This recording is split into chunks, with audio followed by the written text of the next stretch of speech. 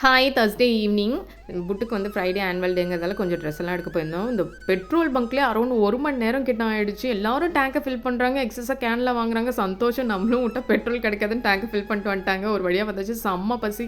ஈவினிங்கும் நாங்கள் எதுவும் சாப்பிடல. இங்கேயே 1 மணி நேரம் பெட்ரோல் பங்க்கில் நின்றதால சரி வந்தோடனே சூப்பெல்லாம் குடிச்சிட்டு இந்த கடைக்குள்ளே போனால் நாங்கள் லேட்டாக தான் போனோம். ஆனால் எப்போவுமே நான் போனேன்னா அந்த 3:30 நேரத்துக்கு தான் வெளியே வர மாதிரி ஆகிடும். ஏன்னா நாங்கள் லேட்டாக போவோம். அதே மாதிரி ஃபங்க்ஷன் ஃபெஸ்டிவல் எதுவாக இருந்தாலும் சரி அந்த முன்னாடி நாள் போய் எடுத்தால் தான் ஏதோ எடுத்த மாதிரி ஃபீல். அப்படியே ஹரிபரியாக எடுக்கணும். எடுத்துகிட்டு ஒரு வழியாக வந்தாச்சு. ஃப்ரைடேவும் மார்னிங்கே கிளம்புனதால அடுப்பை பற்ற வைக்கல. காலையிலும் வெளியே சாப்பிட்டோம், மதியமும் வெளியே சாப்பிட்டோம். சரி நைட்டு கொஞ்சம் சாஃப்டாக சாப்பிட்டோம் அப்படின்னு சொல்லிட்டு இந்த பொங்கல் தான் நான் செஞ்சேன். பொங்கல் நான் எப்படி செய்வேன்னா நான் வந்து குக்கர்லலாம் செய்ய மாட்டேன். ஏன்னா குக்கரில் செஞ்சால் எனக்கு கம்மு மாதிரி வரும், சாப்பிடவே பிடிக்காது. பொங்கல் எனக்கு ரொம்ப பிடிச்ச டிஷ்ஷு, அது எனக்கு பிடிக்காமே ஆயிடுச்சு. இப்படி செய்யும்போது சூப்பராக வரும். நல்லா தண்ணி கொதிக்க வச்சுட்டு அதில் உப்பு, மிளகு, சீரகம் போட்டுட்டு அரிசி பருப்பு நல்லா கழுவி போட்டு நல்லா இந்த மாதிரி மூடி வச்சா வெந்து வந்துடும்.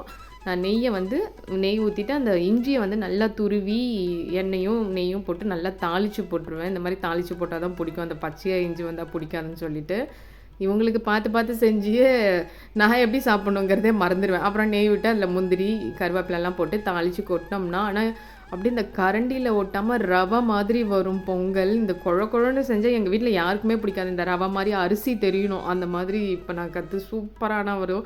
மூடி வச்சுட்டு அந்த தம்மில் இருக்க மாதிரி ஒரு 2-3 மினிட்ஸ் அப்படியே அடுப்புலேயே வச்சுட்டு அப்புறம் திறந்தோம்னா அவ்வளோ சூப்பராக இருந்துச்சு. இந்த நெய்யெல்லாம் ஓரம் மிதந்து வந்து இதுக்கு வேர்க்கடல சட்னி கொஞ்சம் திக்காக அரைச்சிடுவேன், ரொம்ப தனியாக அரைக்க மாட்டேன். அப்புறம் சந்தோஷம் வந்து வடை வாங்கிட்டு வந்தாங்க. நல்லா சூப்பராக நைட்டு டின்னர் முடிஞ்சிச்சு. ஆனால் 7-8 மணிக்கே சாப்பிட்டு முடிச்சாச்சு. பை.